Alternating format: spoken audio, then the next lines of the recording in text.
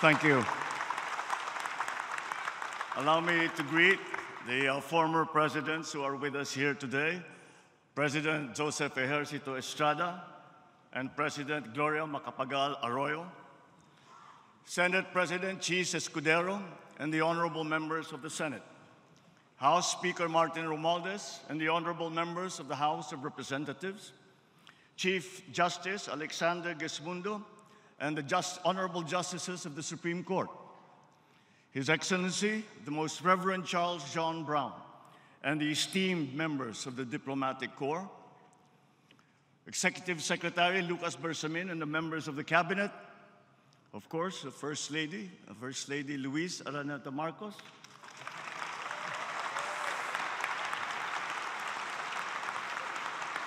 other distinguished guests, mga minamahal kong kababayan, magandang hapon po sa inyong lahat.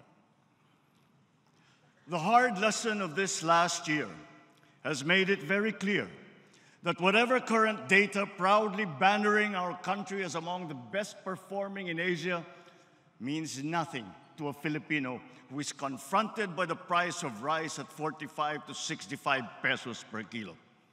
Bagamat maganda ang mga statistikang ito, wala itong kabuluhan sa ating kababayan na hinaharap ang realidad na mataas ang presyo ng mga bilihin, lalo na ang pagkain, lalo't higit ng bigas. Totoo, puwersa ng merkado sa ating bansa at maging sa buong daigdig ang siyang nagdidikta ng presyo.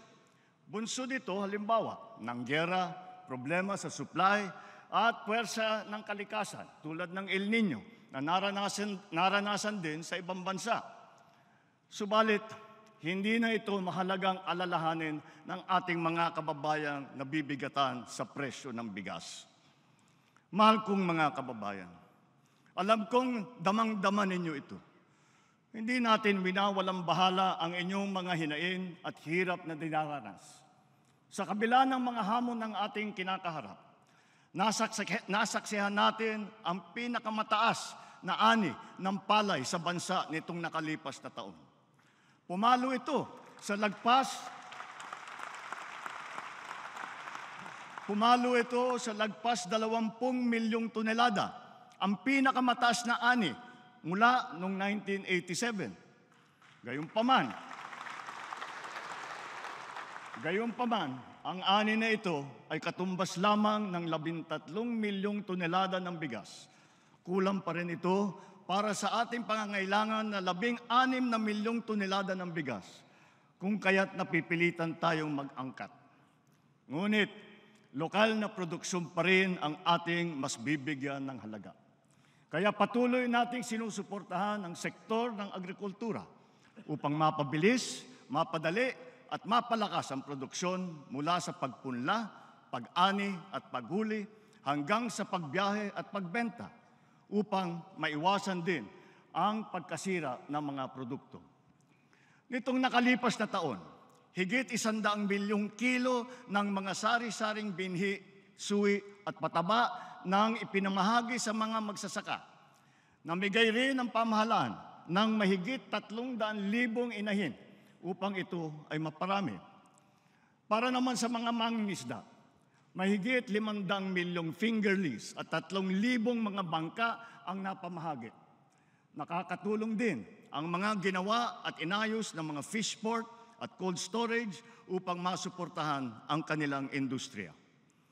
Bukod pa sa mga ito, naroon din ang mga teknikal at pinansyal na tulong para sa dagdag na kaalaman sa mga makabagong pamamaraan at pagkukunan ng sapat na puhunan.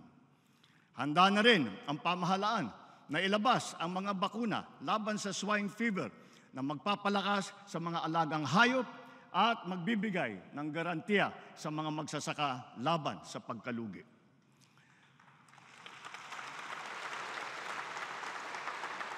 Nagsasagawa rin tayo ng mga kaugnay na hakbang upang pababain ang presyo at madagdagan din ang ating supply ng pagkain.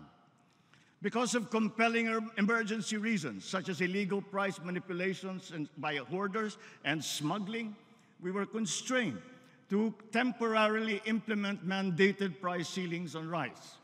We also extended the reduced tariff rates to facilitate the importation of rice, corn, and pork until the end of this year.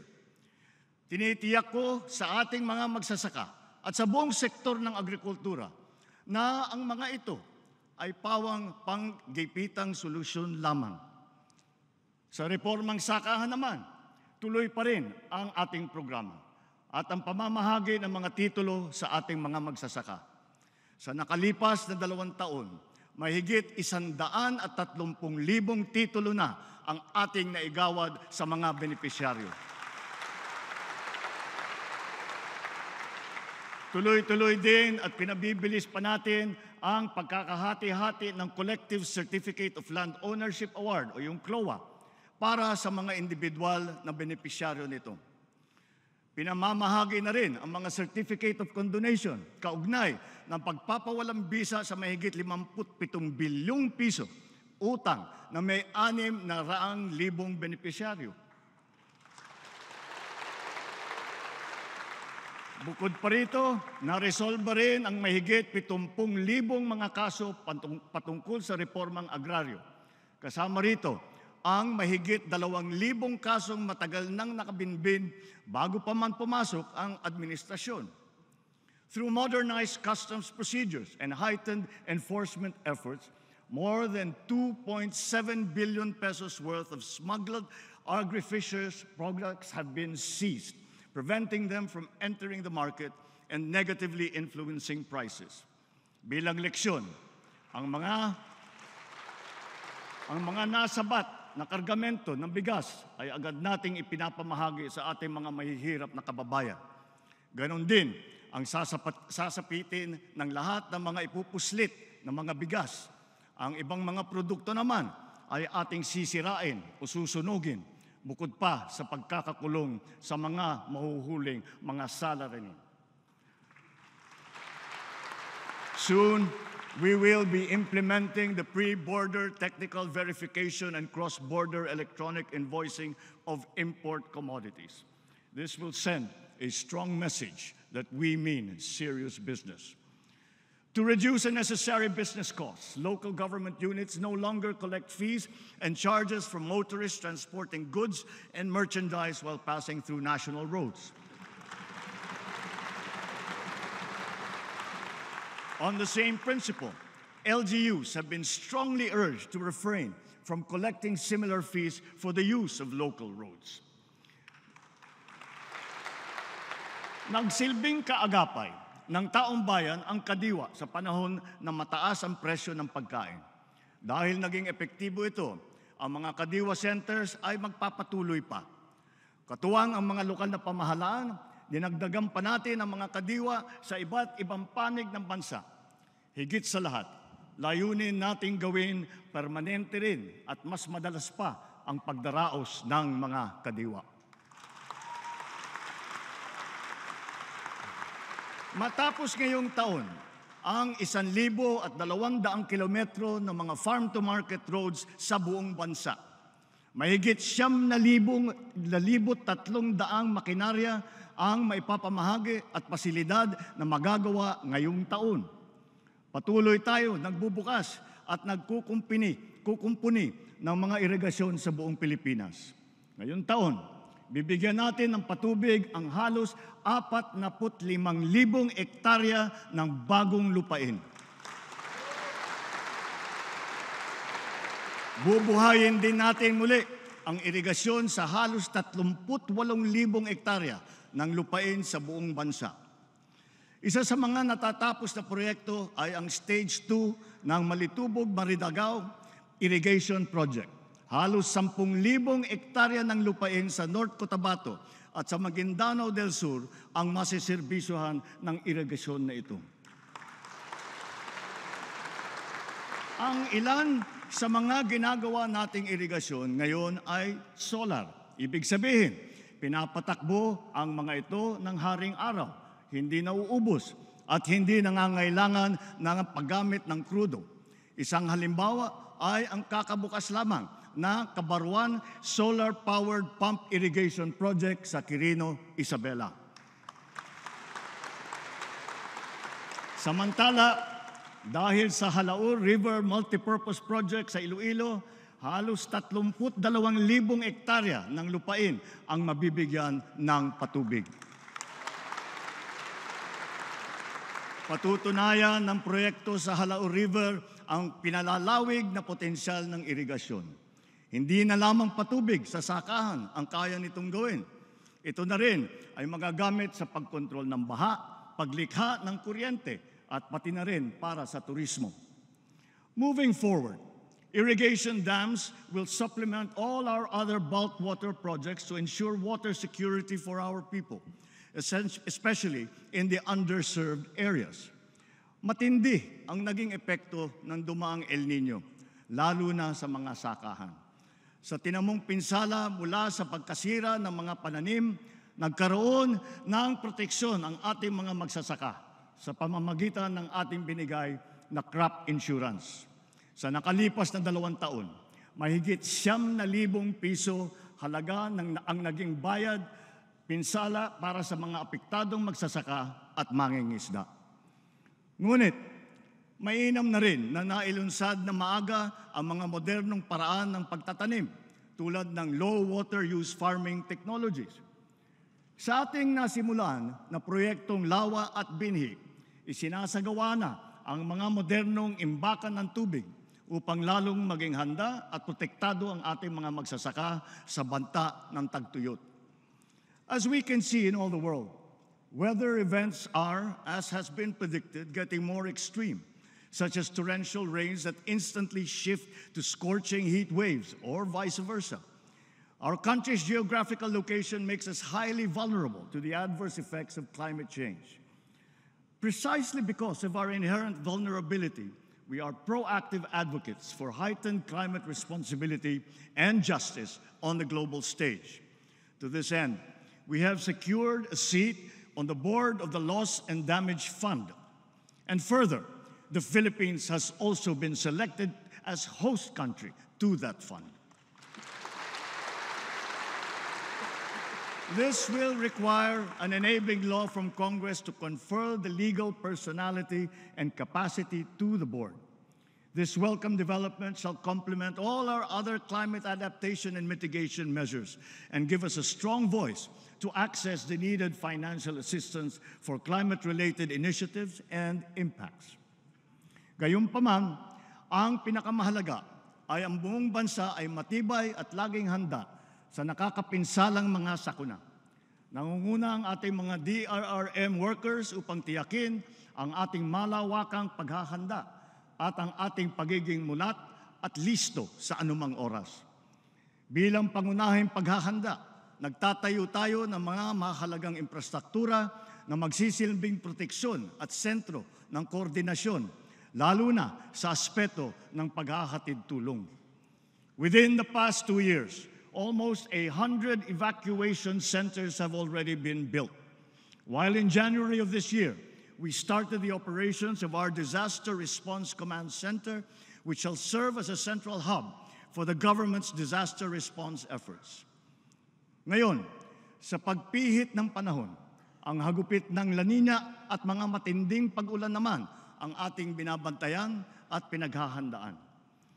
Mahigit 5,500 flood control project ang natapos na at marami pang iba ang kasalukuyang ginagawa sa buong bansa.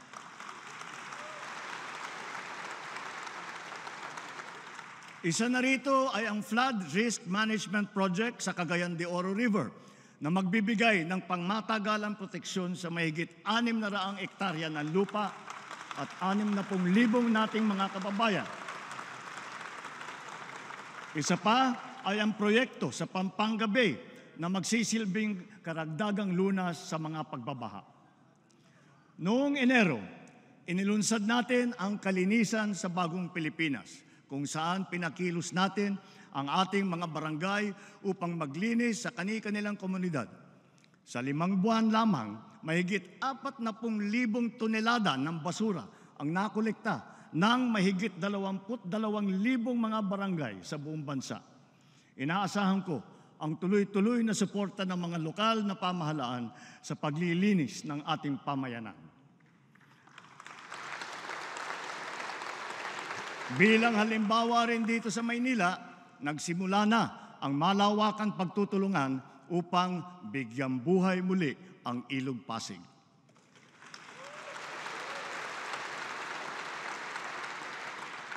As we enter the midterm, our infrastructure development remains sustained, strategic, and on schedule.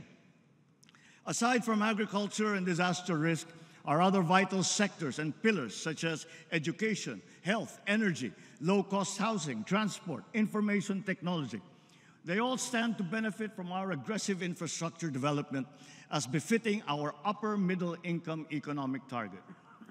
With the results that we have seen 2 years into this administration, we can claim that despite challenges, we are steadily progressing towards our targets in the medium term.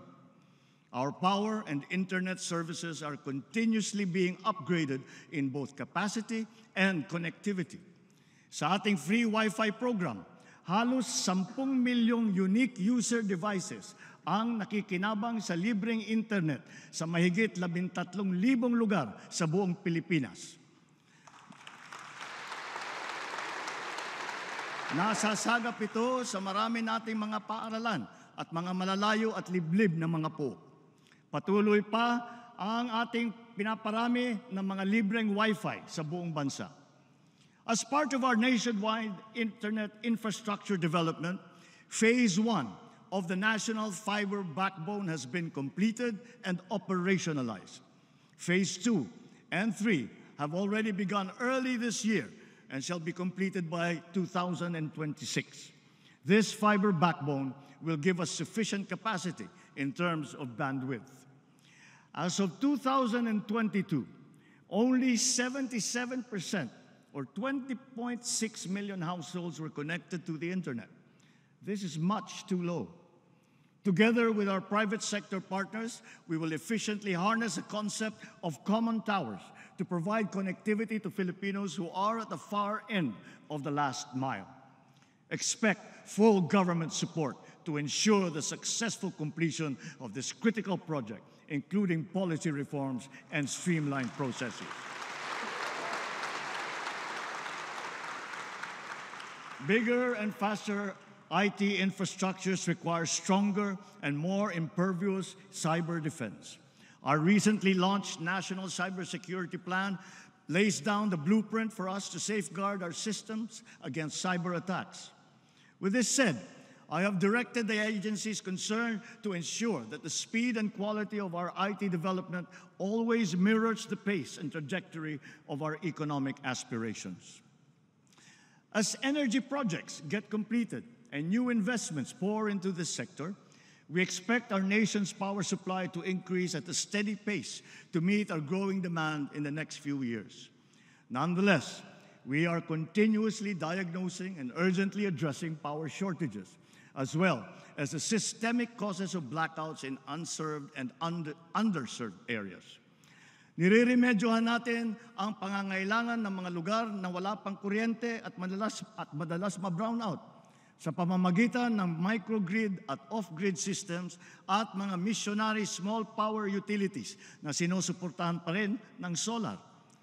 Running through Bataan, Pampanga, and Bulacan, the newly inaugurated Mariveles-Hermosa-San Jose transmission line will further strengthen the reliability of the Luzon power grid. In the Visayas, all stages of the Cebu-Negros-Panay Backbone Project have likewise been completed.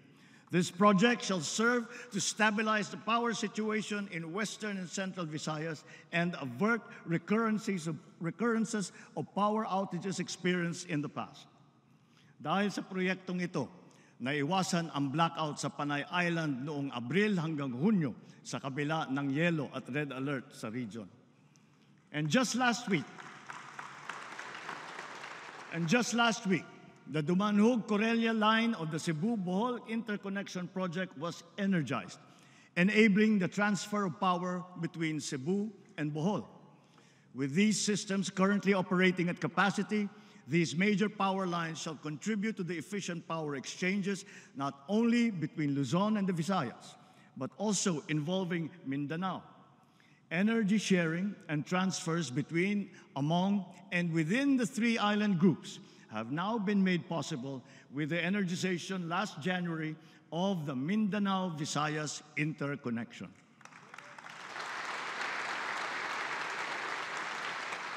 The energization of the Mindanao-Visayas interconnection is a defining moment, not only for the power sector, but for the entire country.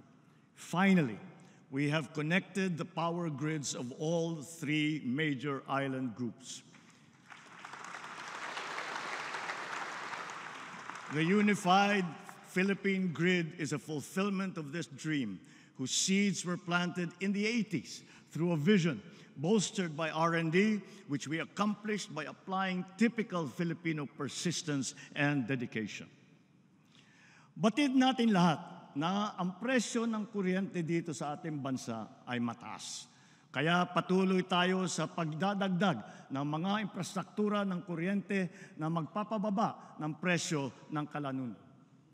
Sa kabilang banda, tinitiyak din nating makatarungan ang paniningil sa mga consumer. Ilan sa mga hakbang na pinatupad ng pamahalaan ay, una, ang mas maayos at patas na Lifeline Rate Program para sa mga mahihirap, lalo na sa mga benepisyaryo ng 4Ps.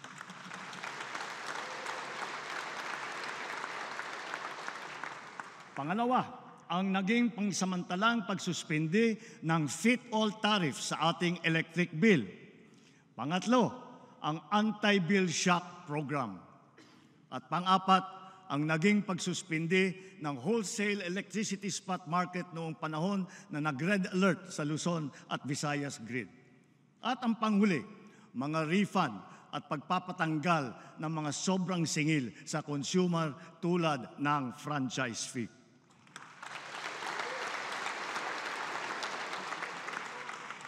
Binabalikan at binubusisi natin muli ang EPIRA upang malaman kung angkop pa ba ito sa ating kasalukuyang sitwasyon o napapanahon na ito ay amyendahan. Hinihiling ko sa Kongreso na pagtulungan na natin ito alang-alang sa kapakanan ng mga Pilipino. Sa taas ng presyo ng kuryente sa bansa, nahihirapan hindi lamang ang mga negosyante, kung hindi lalo na ang taong bayan.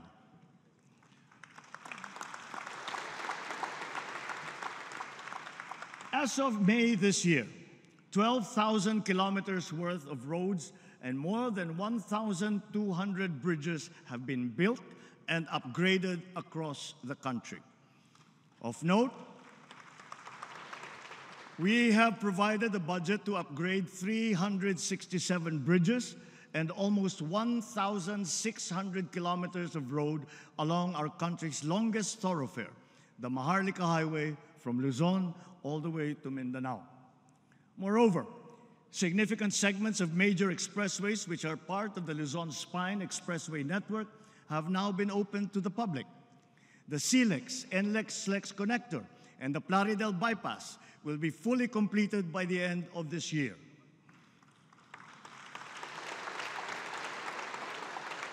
CALAX and the C5 South Link will be fully operational by next year.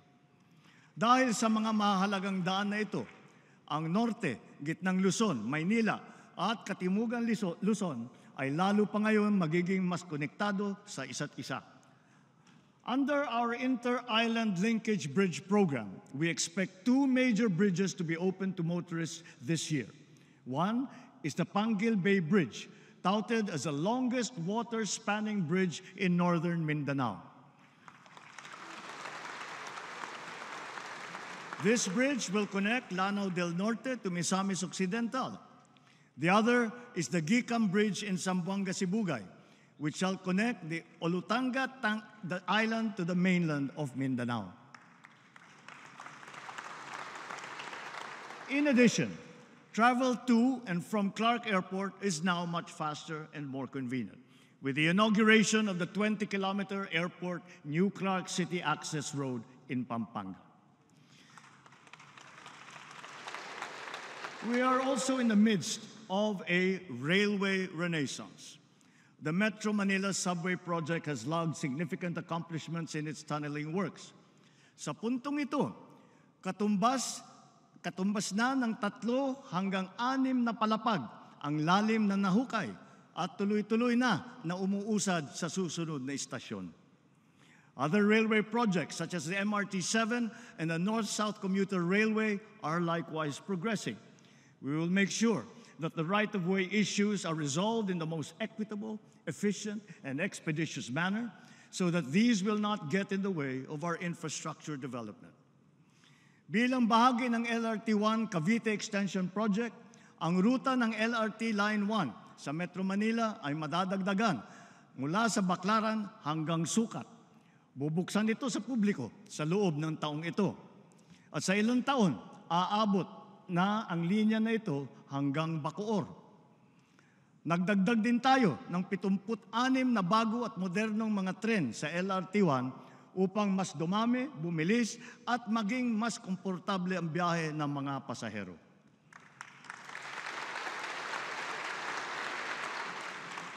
Kamakailan lamang, binuksan naman natin muli sa publiko ang PNR Bicol Line na may habang 100 kilometro mula Naga hanggang sa Legazpi.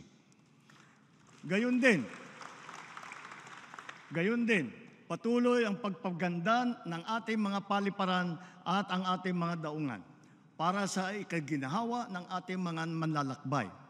Unang-una na rito ang paliparan ng Maynila. Sa pangangasiwa ng pribadong sektor, inaasahang gaganda ang itsura at serbisyo nito sa mga susunod na taon. Soon, it will be capable of accommodating 48 flights per hour, servicing our ever-increasing local and international flight routes, and catering to more than 62 million passengers every year. More than 70 airports and seaport development projects across the country have now been completed, and another 350 ongoing projects are set to be completed by the year 2028. Notably, the capacities of the passenger terminal buildings of the General Santos Airport and the Bicol International Airport have been expanded by 300 and 500%, now catering to 2,000 and 1,600 passengers respectively. Meanwhile, the Batangas Port PTB, our popular marine gateway to Mimaropa, the Visayas, and to Mindanao, can now accommodate 8,000 travelers at any given time. Thanks to Congress, the public-private partnership as a crucial funding mechanism for big-ticket projects is now institutionalized by the force of law.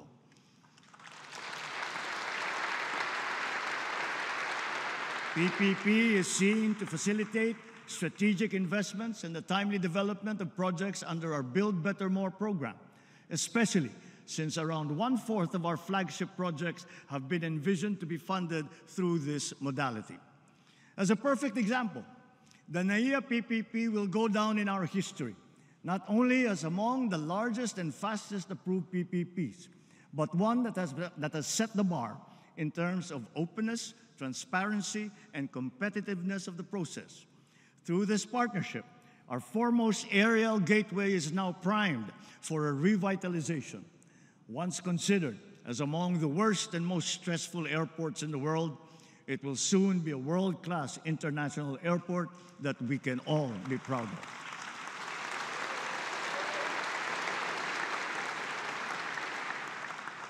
But even before that, the UP-PGH Cancer Center is the first PPP to be approved in this administration.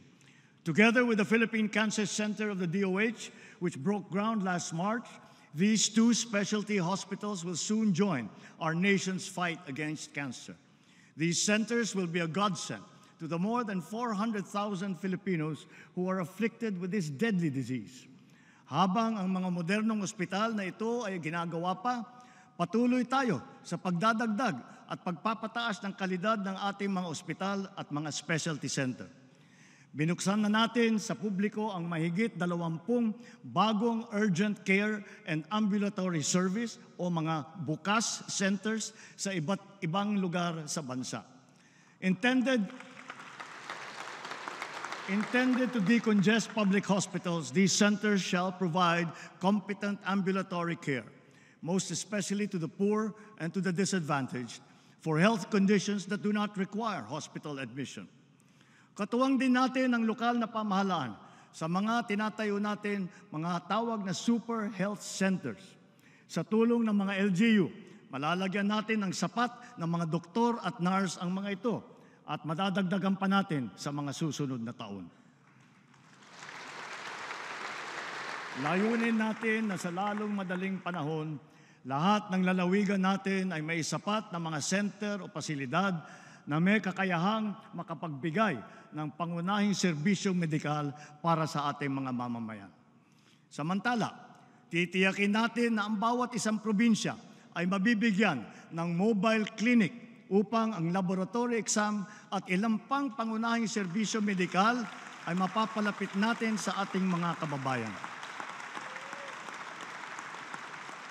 Sa PhilHealth naman, dinamihan na ang klase ng generic na gamot na kasama sa benepisyo para sa mga outpatient.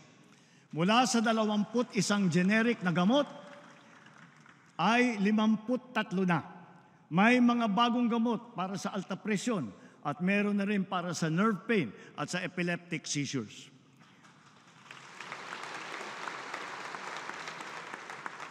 Bilang tugon sa dumaraming insidente at tumataas na presyo ng pagpagamot, itinaas na ng PhilHealth ng mahigit doble ang mga benepisyo para sa mga malulubhang karamdaman tulad ng acute stroke at pulmonya. Ang limit na ngayon para sa mga kondisyon na ito ay itinaas na hanggang 76,000 piso at 70,000 piso. Upang mapaigting pa ang paglaban natin sa kanser, tinaasan ng PhilHealth ng mahigit 1,000% ang benepisyo para sa pagpagamot ng breast cancer. Ang dating limit na 100,000 piso, ngayon ay ginawa na nating 1.4 million pesos.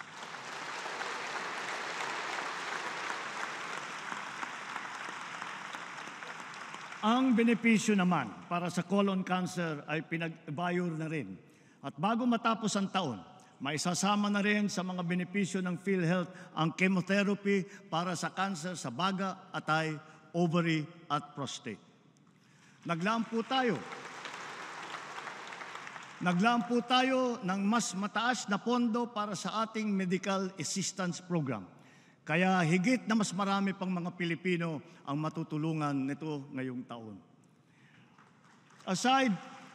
Aside from our aggressive hiring efforts, we have enhanced medical and allied health programs, allocated seed funds for public medical schools, and launched scholarships and review and upskilling programs. These are to support the medical and nursing professions with a goal to strengthen and increase our human resources for health. As part of our recalibrated health approach towards prevention and healthy habits, we are prioritizing vaccinations, nutrition, mental well-being, and active and healthy lifestyles. Tuloy-tuloy ang ating paghahabol sa pagbabakuna ng mga sanggol at ang mga bata, lalo na sa Region 6 at sa BARM, kung saan kulang pa sa kalahati ang nababakunahan. At tuloy na tuloy din ang Philippine Plan of Action for Nutrition na ating binibigyan tuon ngayong Hulyo, buwan ng nutrition. Ang convergent programs to stamp out hunger and malnutrition were not only successfully launched, but have yielded inspiring results thus far. One survey confirmed that our expanding school-based feeding program has had a significant impact on the physical and mental well-being of more than half of the learner beneficiaries. Therefore, we will continue to further enhance these feeding programs in our schools and daycare centers.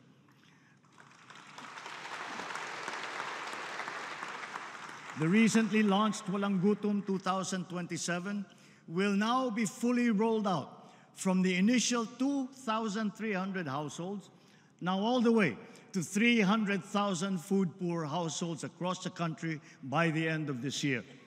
But the program will go on until we feed the 1 million most food-poor families by 2027. An important component of our strategies to address malnutrition shall be the program for the first 1,000 days, or the first 2 years of a child's life. To ensure the health and nutrition of children 0 to 2 years old from the poorest families, we have proposed in the 2025 budget a new grant under the Pantawid Pamilyang Pilipino program for this purpose. Sa pamamagitan nito, ang isang buntis o ang isang ina na benepisyaryo ng 4Ps ay mabibigyan ng karagdagang tulong pinansyal na laan para sa kanya at sa kanyang anak. Ang tulong na ito ay upang matiyak na siya at ang sanggol na kanyang sinapupunan o batang anak ay maaasikaso ng doktor, mababakunahan at mabibigyan ng sapat na nutrisyon.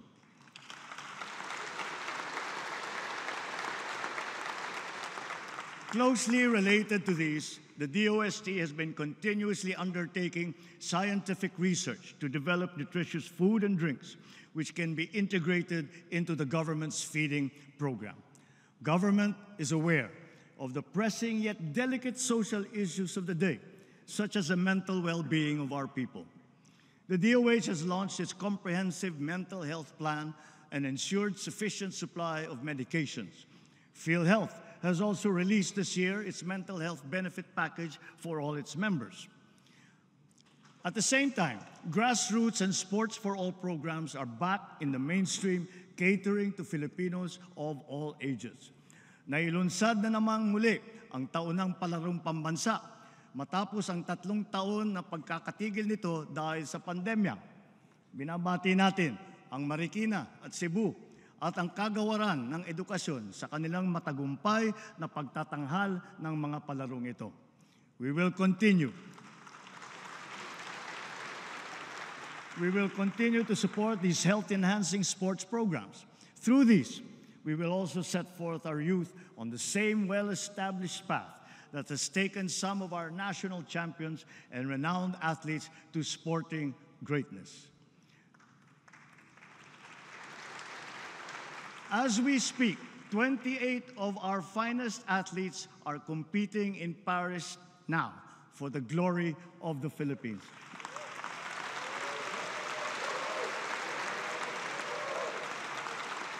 Let us wish them well and the best of luck.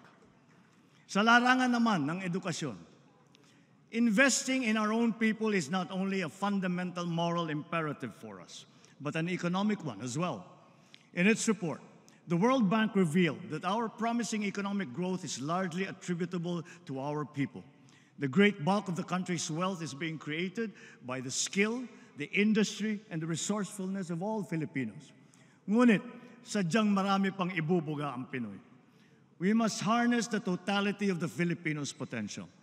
Thus, for consecutive years, we have prioritized an increase in budget for the inclusive development of Filipinos, not just in food, nutrition, and health, but even more so in education and training. Recent assessments have revealed the poor reality that more than half of our grades 6, 10, and 12 students have failed to reach the ideal proficiency levels, faring low in information literacy, problem solving, and critical thinking skills. Therefore, our National Learning Recovery Program must proceed without the slightest disruption, especially in basic education. Our system of education must be strategically calibrated to make sure that our youth are not only taught to become literate, but it has also consciously developed them into problem solvers and into critical thinkers, hungry for success, ready for the future. Similarly, as we relentlessly address the classroom gap, the digital gap must also be bridged with equal intensity. We are working towards the day when all students will be equipped with computers, smart TVs, essential programs, digital books, and once again, access to reliable power and the internet. Digitalization and solar-powered electricity must now become the standard features in our schools and in our classrooms. Simply put, This is educational reform through technology. The perennial problems surrounding textbooks shall be resolved. The production of instructional materials, especially textbooks, which are up-to-date and error-free, must be ensured. The whole process, from approval of manuscript to procurement, all the way to distribution, will be cut short from its present 3 years to just 1 year.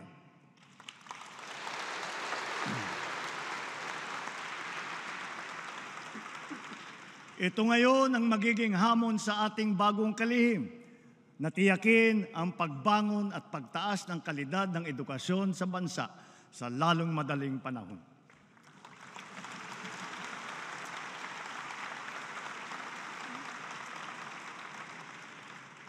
Clearly, of course, the quality of our education rests on the quality of our teachers.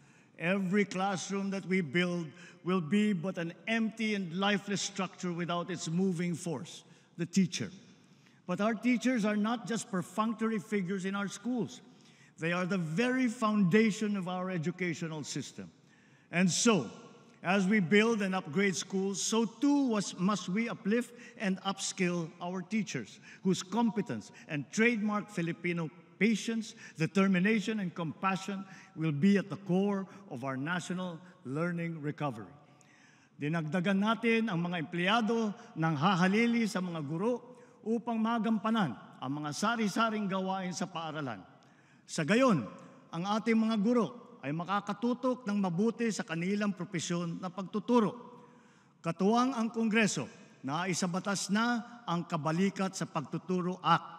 Ito'y magbibigay sa mga guro nasa pampublikong paaralan ng taunang teaching allowance para pambili ng mga kagamitan sa pagtuturo at mga kaugnay na gastusin.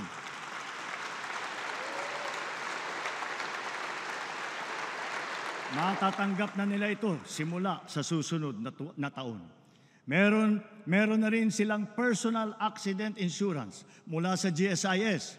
Makakapaghatid din ng dagdag na ginhawa ang Special Hardship Allowance para sa mga karagdagang public school teacher na masasaklaw nito na nakakaranas ng matinding hirap at panganib sa kanilang araw-araw na pagtatrabaho. At wala na ring utang taging sa mga teacher. Hindi magiging hadlang ang kanilang pagkakautang upang makapag-renew ng kanilang mga lisensya. Bagkus, marapat lamang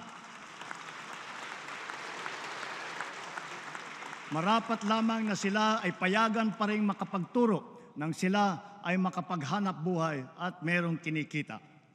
Of equal significance, we have allocated funds to finally implement the expanded career progression system for our public school teachers.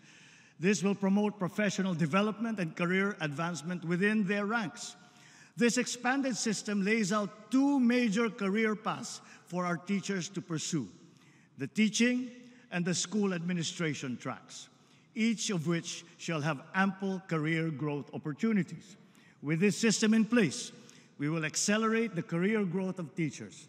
Sa sistemang ito, wala ng public school teacher ang magre-retire na teacher 1 lamang.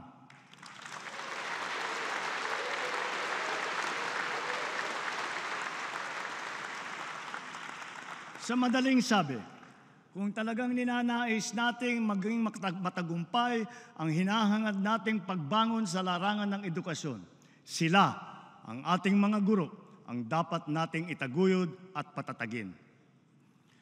Last year, we reported that our system of higher education was gaining international recognition for all the right reasons. As further evidence, 87 of our higher educational institutions have now made it into various world university rankings. 51 of them are public universities or colleges. Also, we witnessed this past school year a significant rise in the enrollment rate in higher education, both in public and in private institutions. The same upward trend is likewise noted in technical vocational education and training, or TVET. Statistics do not lie. 8 out of 10 graduates of TVET ultimately land decent jobs. So with its high employability rate, TVET will definitely be instrumental in capacitating our people and in maintaining our employment rate at consistently high levels. Cognizant of its potential, the DepEd, CHED, DOLE, and TESDA have joined forces now to incorporate TVET in the senior high school curriculum to further boost the employability of our students. The Philippinovation and Balikhaing Pinoy programs have been launched, both drawing vast interest and inspiring key sectors and the public to generate solutions, to share ideas, and to drive innovation forward across the country. The IT and creative sectors are burgeoning industries, knowing no territorial bounds, and they hold great promise for our talented and hardworking people. This is the call of our times, and we are moving to answer that call. The schools will serve as a preeminent incubators of the innovative and creative energies of all Filipinos. Advanced learning systems and technologies in the areas of robotics, artificial intelligence, and the Internet of Things shall be made available in TVET Innovation Centers nationwide. Highly technical and professional level training courses will soon be launched, notably in cybersecurity and in the creative industries. Of our globally ranked HEIs, 63 have made it into the WURI Global Top 300 Innovative Universities. In the face of tough global competition, the Mabalacat City College in Pampanga was awarded the Technological or Digital Innovation of the Year. And for the second straight year, Samar State University topped the rankings for its digitally pioneering R&D project entries.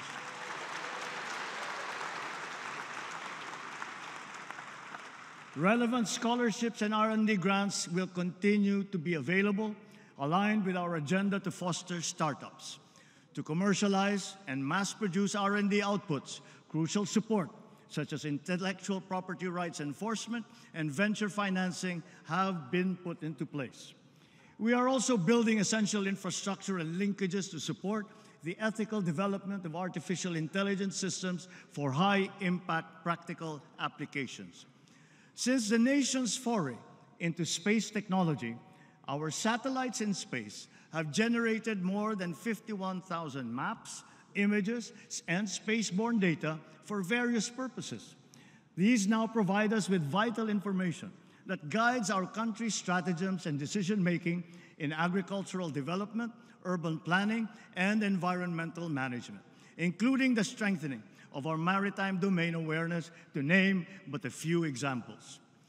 Along with these discoveries, we are likewise in awe of our countrymen who have carved out their niche as pioneering space scientists and engineers in this emergent field, in collaboration with local space technology companies that provide an additional impetus.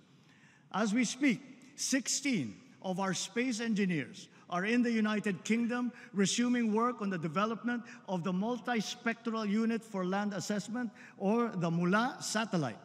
Once completed, the MULA satellite will be our largest Earth observation satellite to be launched into space so far.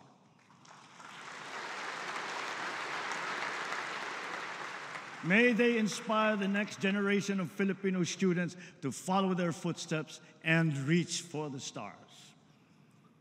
Sa ating mga trabahador, our employment rate has increased to 95.9%. We also saw a significant increase in high-quality jobs. Underemployment, too, has decreased from 11.7% in May of 2023 to 9.9% today. This is our lowest number since 2005. Notably, we also saw an increase in middle-skilled employment, wage and salaried employment, and full-time jobs. Magagandang balita pa rin ang mga ito sa kabila ng nararanasang mataas na presyo ng pagkain. Bukod sa paglikha ng trabaho, pinalalakas din natin ang kakayahan ng ating mga mamamayan, lalo na sa panahon ng kanilang kagipitan. Our adaptive and responsive social protection programs assist our countrymen in times of dire need, reaching those in geographically isolated and disadvantaged areas. More importantly, these programs seek to develop their productive potential and bridge their capacities towards self-sufficiency. With a noble aim of breaking the cycle of poverty across the country, the Pantawid Pamilya Program, the Pantawid Pamilyang Pilipino program has not only consistently accomplished its annual targets, it has also proven its efficacy over the years. Mula nung nakaraang SONA, mahigit 420,000 pamilya ang nag-graduate sa programa. Ibig sabihin, sa tulong ng 4Ps, mas gumanda na ang kanilang kalagayan at kakayahang makipagsapalaran sa laban ng buhay. Sa katunayan, mahigit 4,000 graduate ng 4Ps ay nasa hanay na ngayon ng mga lisensyadong guro. At hindi lamang yun, 35 sa mga top-notcher ng sari-saring mga board exam na idinaos nitong nakalipas na 2 taon ay nagmula sa mga pamilya na benepisyaryo ng 4Ps. Ilan sa kanila ay si Teacher Kane Jevy Cervantes ng Davao Oriental na nakakuha ng number 1 sa licensure examination for professional teachers. Isa rin si Engineer Alexis Alegado na nanguna sa Civil Engineering Board exam noong Abril ng nakalipas na taon.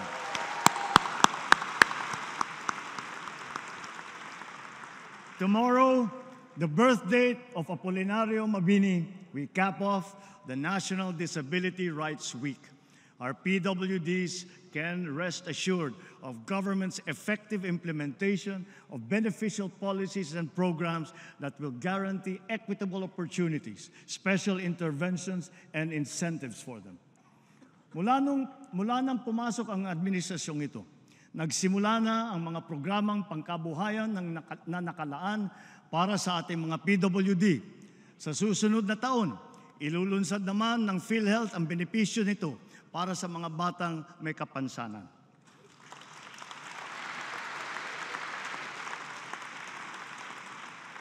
Halos dinoble na rin ang diskwento na ibinibigay sa mga PWD at sa mga senior citizen na tulad ninyo para sa mga basic necessities at prime commodities.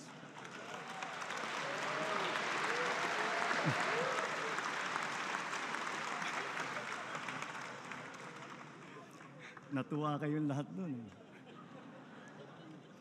Sa lahat ng mga ginagawa natin ito, katuwang natin palagi ang pribadong sektor, lalo na sa mahalagang bagay ng trabaho at pasahod. With tripartite consensus, minimum wage levels have been increased in various sectors in all regions, including the BARM, for workers and private establishments. Makakapagdulot ito ng ginhawa sa mahigit 4 na milyong mga kababayan na natin at ng kanilang mga pamilya. Para naman sa ating mga kawani ng gobyerno, mayroon silang maaasahang medical allowance bilang karagdagang benepisyo sa susunod na taon.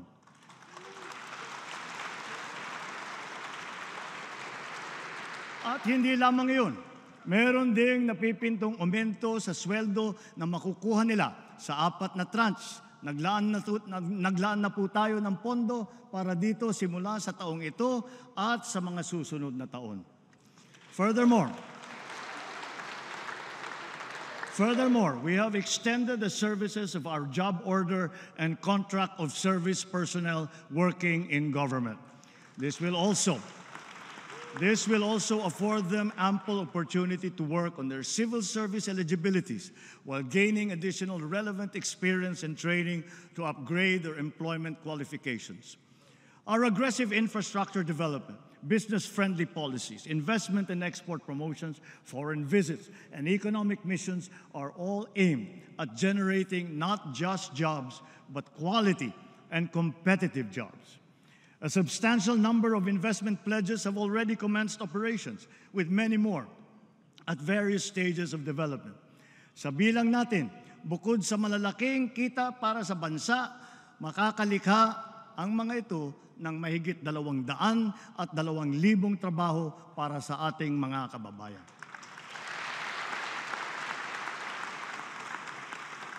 The rationalized incentive scheme under the CREATE Act has also made possible the generation of investments amounting to more than 1 trillion pesos and more than 100,000 new jobs.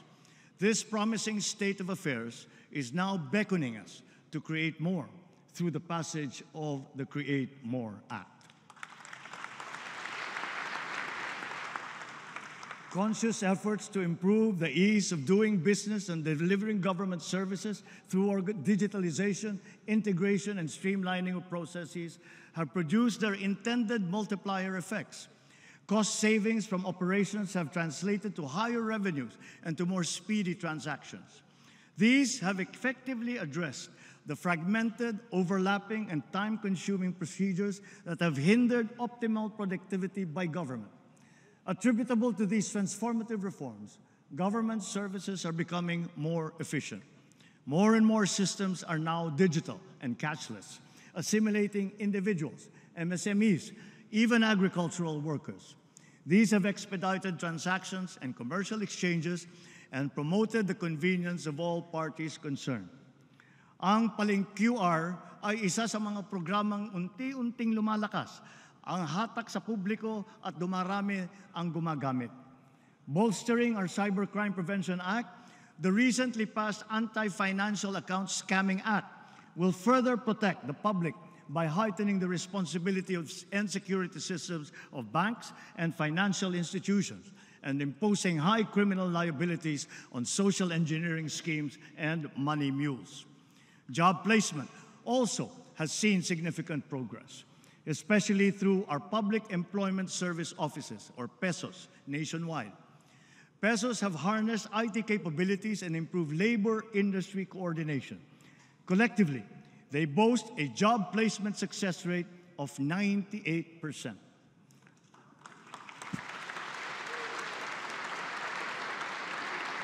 Likewise, due to shortened timelines, we have recorded a significant increase in new business and corporate registrations, including foreign firms, which surpassed last year's numbers. The observed choke points in our food supply chains and in the logistics sectors are now being removed. And at the same time, the identified gaps are being filled in to make them efficient, interconnected, and seamless, saving precious time and cost. The approval of energy projects is moving towards complete virtual integration of its required procedures. The expedited processing of our infrastructure flagship projects under the Build Better More program shall also follow suit. Our digital infrastructure was substantially strengthened courtesy of common towers that more than tripled in number since last year, owing to streamlining of permitting requirements. Air transport and tourism have been made more convenient because of the shift to paperless immigration and customs forms, thanks to the e-travel system. And soon, the piloted e-gates will be standard fixtures at airports to further facilitate ease of mobility during departures and arrivals. And with all this said, the implementation of the Philippine e-visa will be next in our digital transformation agenda.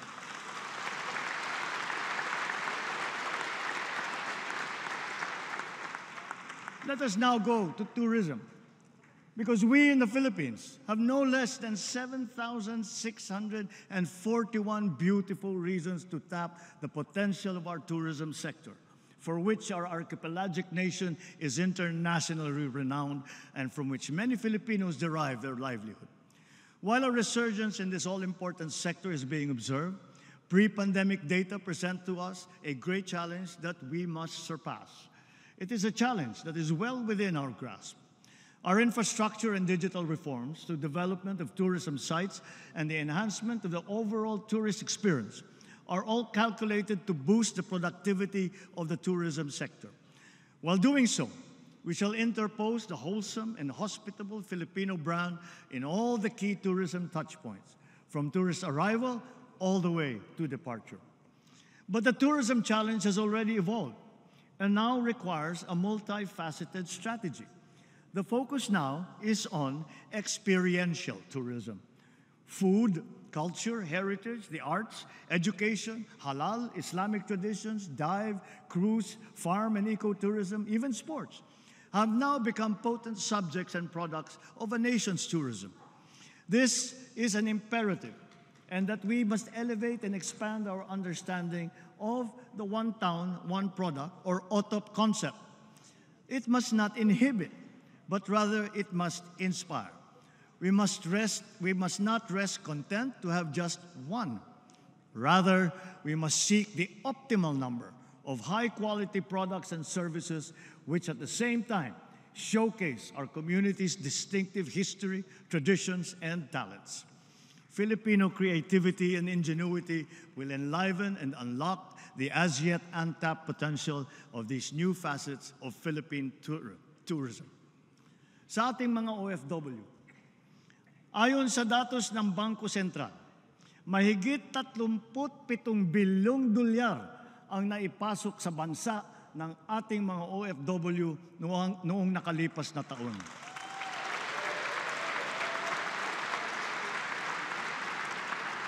Sadyang napakalaking tulong nito sa ating bumabangon na ekonomiya. Kaya hindi lamang pasasalamat, kundi parangal ang ating ipinapaabot sa lahat ng ating mga OFW. Sana ay napapanood nila ito. Ramdam na ramdam hanggang dito sa ating bansa ang inyong sakripisyo. Through vital partnerships with like-minded states, we have been able to promote our mutual interests, resulting not only in investments here and our strengthened national security, but also in quality jobs for our nationals seeking foreign employment. Through intense Philippine lobbying, the United Nations has adopted the resolution on promoting and protecting the enjoyment of human rights of seafarers. This will ensure their safe and decent living and working conditions at sea, a human rights imperative.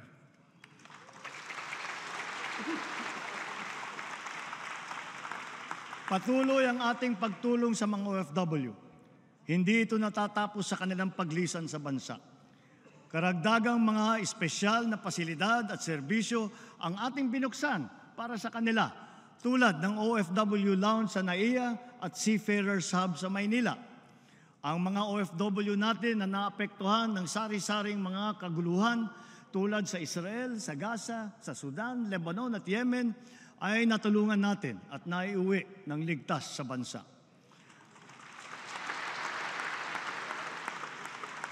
Gayon din ang naging pagtulong natin sa mga kababayan nating nasalanta ng kalamidad at krisis tulad sa Taiwan at sa New Zealand. Hanggang sa kanilang pag-uwi, buong puso ang ating pagtanggap at paglingap. Ang nagbabalik-bayang mga OFW kasama ng kanilang pamilya ay sinusuportahan nating mabuti upang maging maayos ang kanilang bagong simula dito sa bansa para makakuha ng magandang trabaho o di kaya'y makapagtayo ng negosyo. Kaugnay sa aking naiulat noong isang taon, sinimulan na ng Saudi Arabia ang pamimigay ng tseke sa ating mga trabahanteng nawalan ng trabaho doon. Unti-unti, ang ating mga naapektuhang OFW ay nababayaran na. For this, we convey our sincerest gratitude to the Crown Prince of Saudi Arabia and the Kingdom of Saudi Arabia.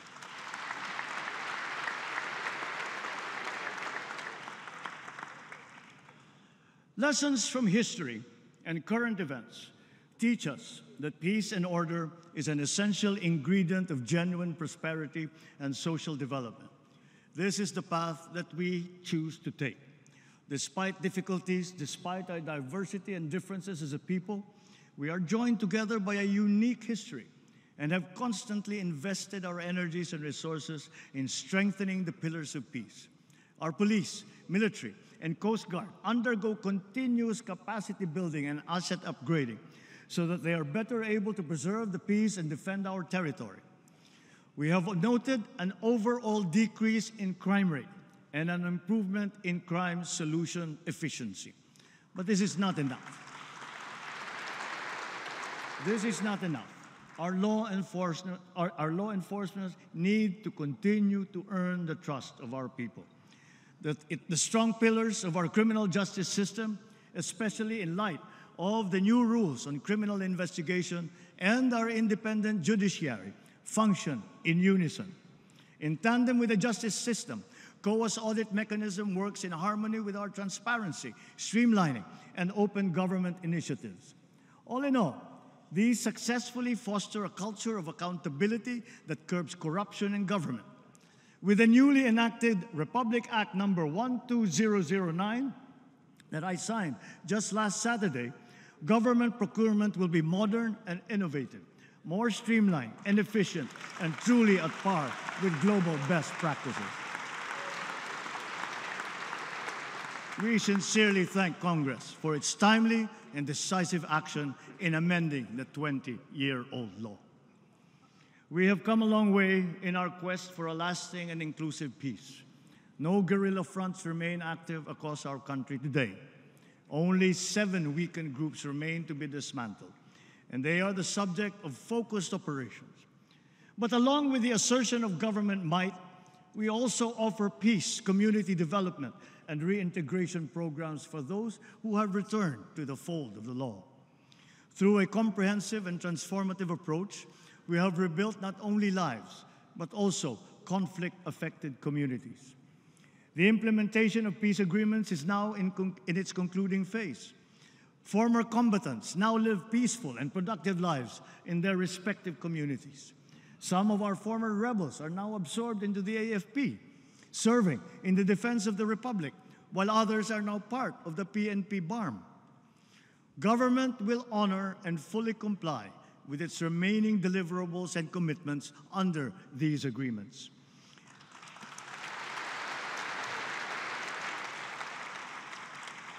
In November last year, we signed proclamations granting amnesty to former rebels. A month later, and then in June of this year, the House of Representatives and the Senate issued their respective resolutions concurring with these amnesty proclamations. That Congress is one with us is a testament to the whole nation's sincere desire for peace. In such a short period, the BARM has impressively established a strong foundation for its progressive autonomous social development. Investments continue to pour into the BARM. Last year, investments in the region increased by 140% year on year. The improved peace and order situation, good governance, not to mention high hopes and confidence amongst its people, all contribute to the reasons why BARM's poverty index has significantly decreased since 2018. In Marawi, the rehabilitation and rebuilding continue under the supervision now of the Office of the President. Our focus remains on restoring energy, water, and livable communities.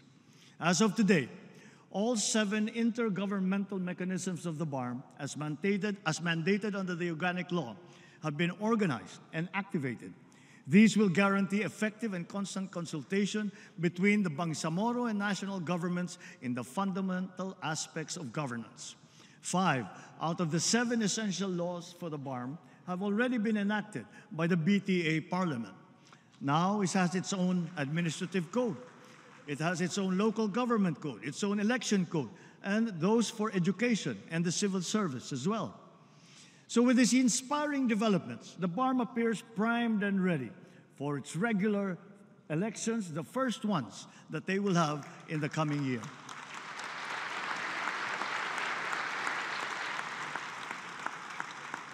On the fight against dangerous drugs, our bloodless war on dangerous drugs adheres and will continue to adhere to the established 8 E's of an effective anti-illegal drug strategy. Extermination was never one of them.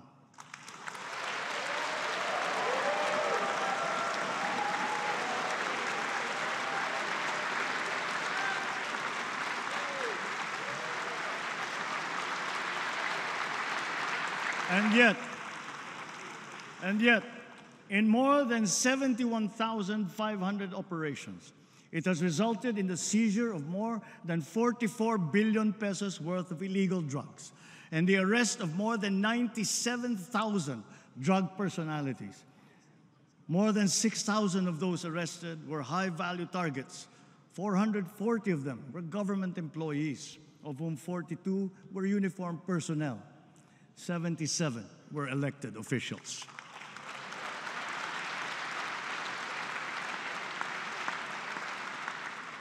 So to further paralyze their operations, dirty money and assets worth more than 500 million pesos have been frozen and preserved.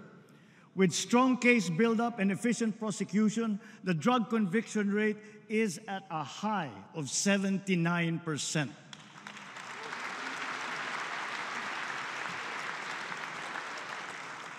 Together with this, we welcome the report that the number of drug-affected barangays in our country has been reduced by 32%.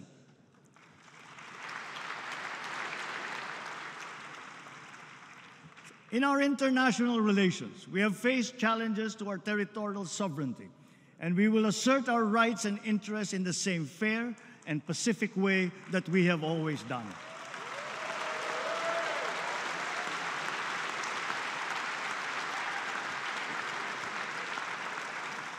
Proper diplomatic channels and mechanisms under the rules-based international order remain the only acceptable means of settling disputes.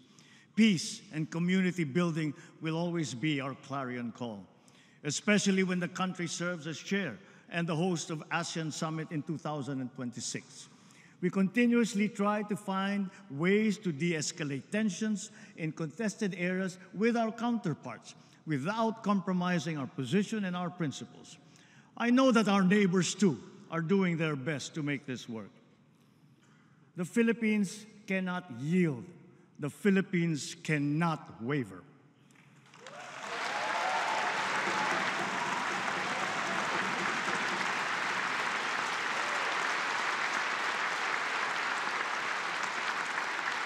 We are now more conscious as a people and strategic in heightening our aerial and maritime domain awareness. We are continuing to strengthen our defensive posture, both through developing self-reliance and through partnerships with like-minded states. Ang West Philippine Sea ay hindi katang-isip natin lamang. Ito ay atin. Ito ay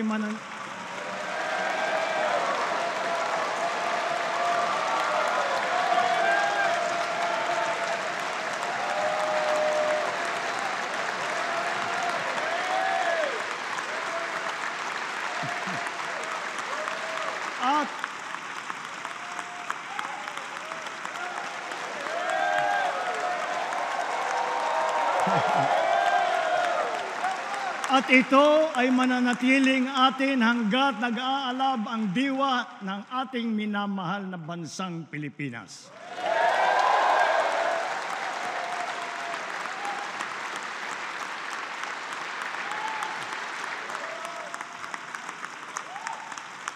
Pagtitibayin at palalaguin natin ang kamalayan at kaalaman ng buong bansa at titiyakin na maipapasa natin ito sa kabataan at ating susunod na mga salinlahi. Laws on our maritime zones and archipelagic sea lanes make sure that this intergenerational mandate, this duty, will firmly take root in the hearts and minds of all our people.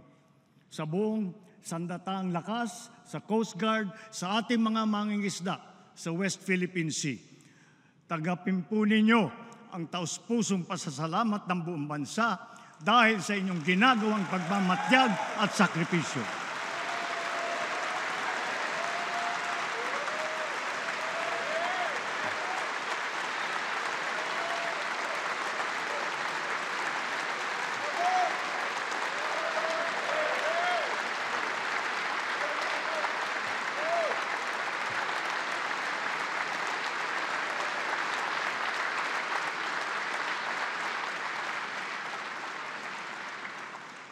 Let us now turn to our economic status and our prospects.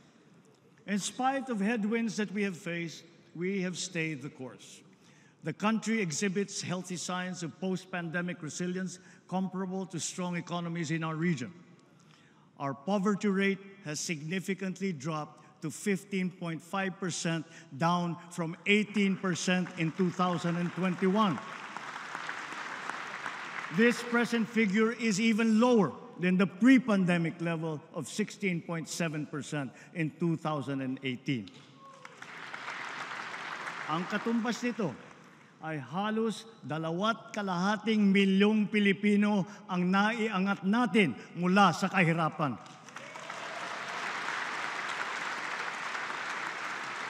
Kasabay nito, nabawasan ng lagpas 1,700,000 ang bilang ng mga Pilipinong walang sapat na pambili ng pagkain. Patuloy natin pagsisikapan na marami pa tayong maiaahon mula sa kahirapan. To sustain the country's economic gains, we are promoting investment-led growth. We have set in motion policies and programs to create an environment conducive for business to thrive, like reforms in the capital markets and implementation of green lanes. As a result, we have green lanes certified, around 100 projects with a total investment of about 3 trillion pesos across the sectors of renewable energy, digital infrastructure, food security, and manufacturing. The Philippine financial system remains robust and resilient. Tax and non-tax revenue collection has also become more efficient in pace with our rejuvenated economy. Notably, for the past 2 years, our GOCCs have remitted dividends to the national government with a combined tally exceeding their contributions in 2022.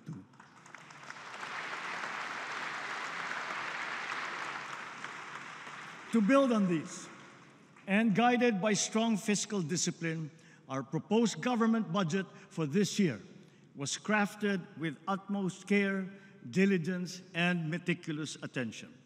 We look to the cooperation of our colleagues in the legislature, not only that our proposed national budget be approved in your usual timely manner, but it be adhered to as closely as possible. We expect all agencies to ensure that every centavo allocated will be judiciously spent for our urgent priorities and socially impactful programs. Mga kababayan, sa lahat ng ginagawa natin ito at mga gagawin pa, mataas ang aking kumpiyansa na malalampasan din natin ang hamon ng ating pinagdadaanan. Dahil ito ang pangunahing hinaing ng taong bayan. Hindi tayo titigil sa paglalaban sa kahirapan at sa paghahanap ng lunas upang maibalik sa normal ang presyo ng bilihin, lalo na ang bigas. At ngayon po, naririnig po namin ang malakas na sigaw ng taong bayan laban sa mga pogo. Disguising as legitimate entities, their operations have ventured into illicit areas furthest from gaming, such as financial scamming, money laundering, prostitution, human trafficking, kidnapping, brutal torture, even murder. The grave abuse and disrespect to our system of laws must stop. Kailangan nang itigil ang panggulo nito sa ating lipunan at paglalapastangan sa ating bansa.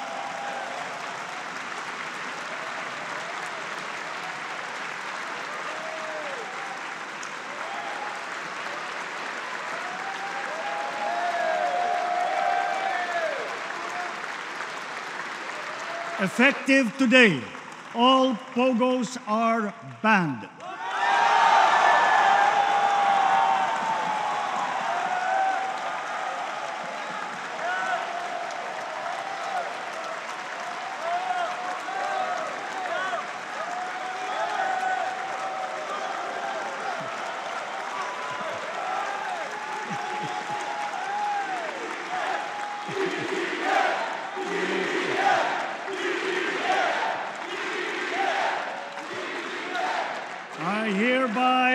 I hereby instruct PAGCOR to wind down and cease the operations of POGOs by the end of the year.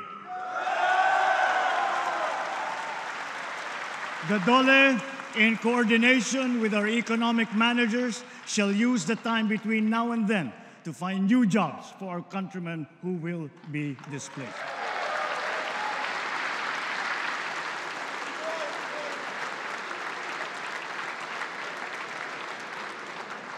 This will solve many of the problems that we are encountering.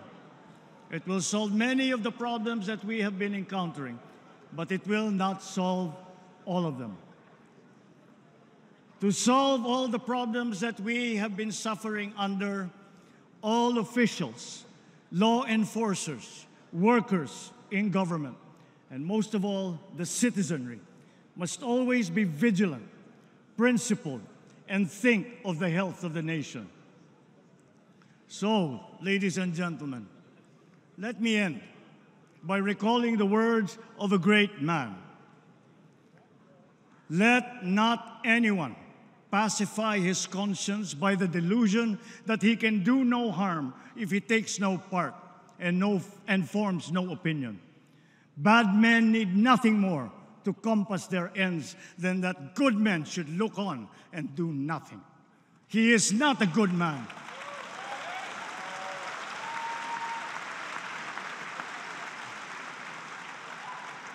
He is not a good man who, without a protest, allows wrong to be committed in his name.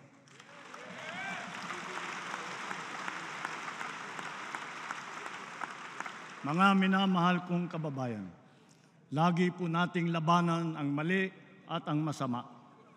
Lagi po nating ipaglaban ang tama at ang mabuti. Lagi po nating mahalin ang Pilipinas. Lagi po nating mahalin ang Pilipino. Mabuhay po kayo at mabuhay ang bagong Pilipinas. Maraming salamat po.